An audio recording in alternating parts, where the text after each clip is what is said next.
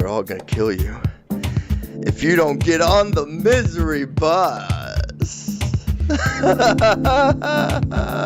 Man, I really should have planned this before I did this. I told myself I was gonna write some stuff down this time. By misery bus.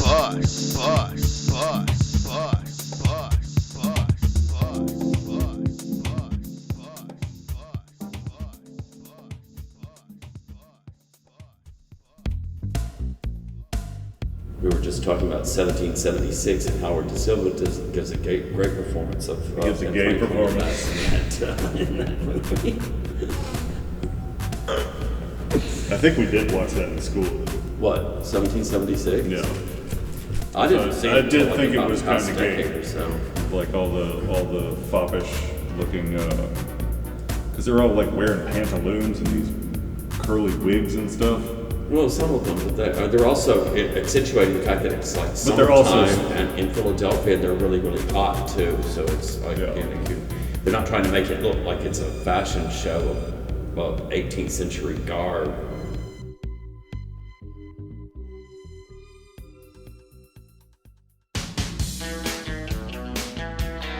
You've stepped into a collective Crashout on the misery bus.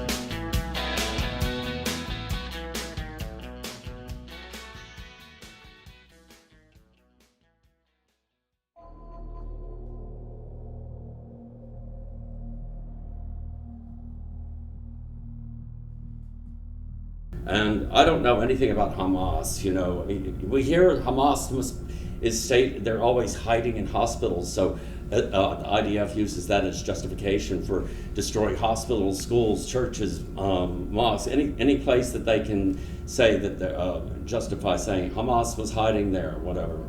The whole world is listening to this and just completely appalled. I don't know where the bottom of this is going to go. It seems to be pretty hopeless.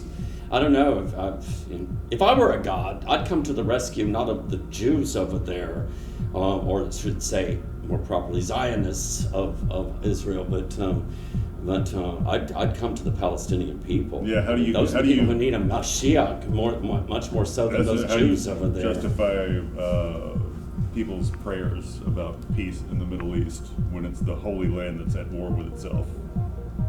It's not at war with itself. It's got colonial power it's an imperialistic power trying to take over the whole land, trying to displace the indigenous population. It's the story of America. So we should have some answers for them on like... It's why America... How to move past this They phase get away with everything. America lets them get away with murder over there. Yeah, we're like also in cahoots with like everything that's going on. You know? Do you think that America will ever have... God's, if you believe in divine judgment, do you ever think, America's going to be paying for its crimes? And I'm talking about the American government. The vast majority of the 330 million people here don't have a clue, because we're told we're in a plutocracy or an oligarchy now. Most of the levers of state are not in control of the people at all. They're in control of corporations and very wealthy individuals, and it represents the interests of that class. And anything that benefits the people is just entirely incidental. So we're in this precarious situation. If there's going to be a judgment against America, let's hope it comes to the people up at the top, in Wall Street, DC, wherever there's the corridors of power that are responsible for allowing such things like this genocide. Somebody needs to go to the money changers and start flipping tables, right? You think so? I never thought I'd hear a Jesus reference coming out of your lips, but there it was.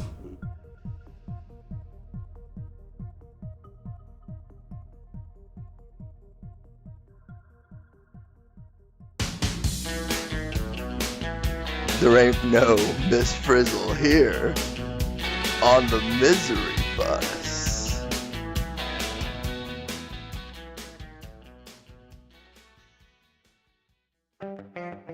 He's old. He's going to die, surely.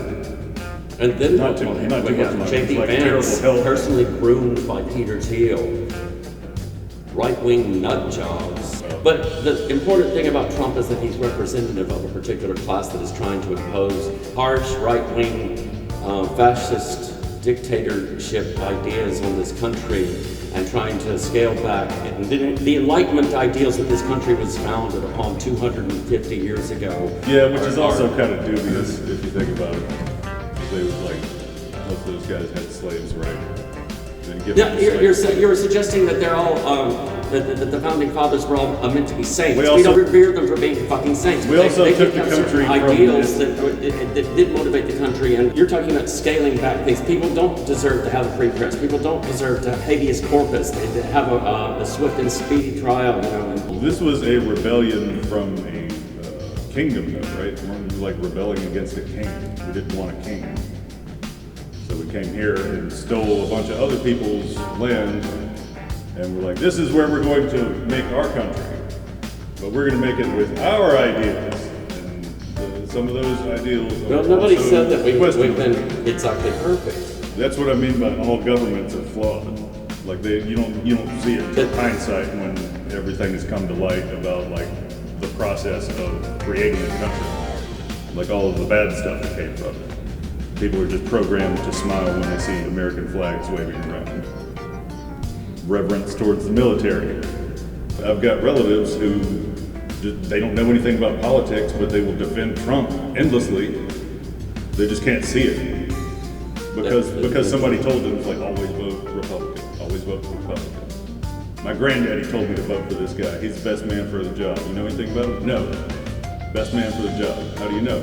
I don't, but I'm gonna vote for him. Well, that's how he gets elected. That's how the whole thing works. People aren't sitting up on their laptops 8 hours a night trying to like take in information and like reading these stacks and stacks of like legal files, and nobody knows what's in that shit. Nobody has time to read all that shit. Nobody has time to like actually know 100% what's going on with anything.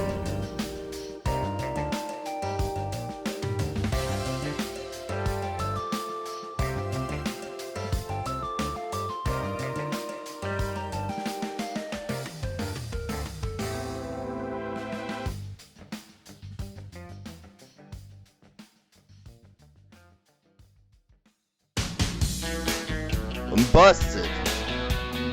You're looking busted on the misery bus.